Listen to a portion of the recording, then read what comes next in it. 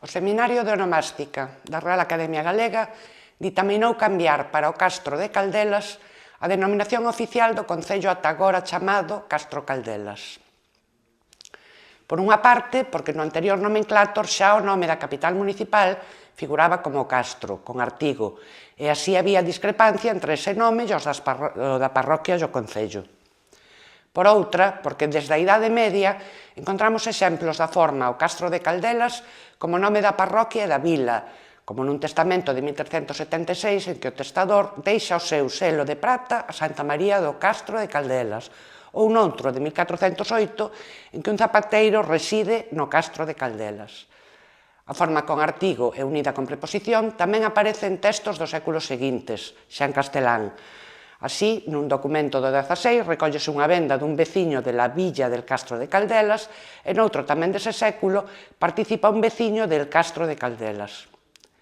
No catastro de Ensenada, un censo realizado a mediados do século XVIII, cada un dos cadernos relativos ás parroquias deste concello ten como inicio a mesma fórmula, en la villa del Castro de Caldelas. O nome oficial do concello foi Castro Caldelas en todos os nomenclátores oficiais dende o século XIX, o que contribuiu, sen dúbida, a fixar a denominación. Pero a forma con artigo o Castro mantense viva para referirse á capital e á parroquia. En textos contemporáneos, o uso da forma o Castro de Caldelas tamén é común, como se pode comprobar no Tesouro Informatizado da Lingua Galega. Vicente Risco, vinculado con este concello, escribiu un estudio titulado O Castro de Caldelas, monografía xeográfica e etnográfica dunha vila da nosa terra, publicado polo Seminario de Estudios Galegos. Si Piñeiro fora vila e San Martiño ciudad, as rapaciñas do Castro pasáballe a vanidade.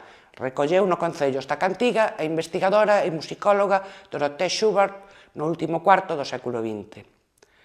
Por estes testemunhos e aínda sendo conscientes da difusión que tivo a forma alterada Castro Caldelas, o Seminario de Onomástica da Real Academia ditaminou por coherencia cambiar tamén o nome da parroquia do concello ao Castro de Caldelas.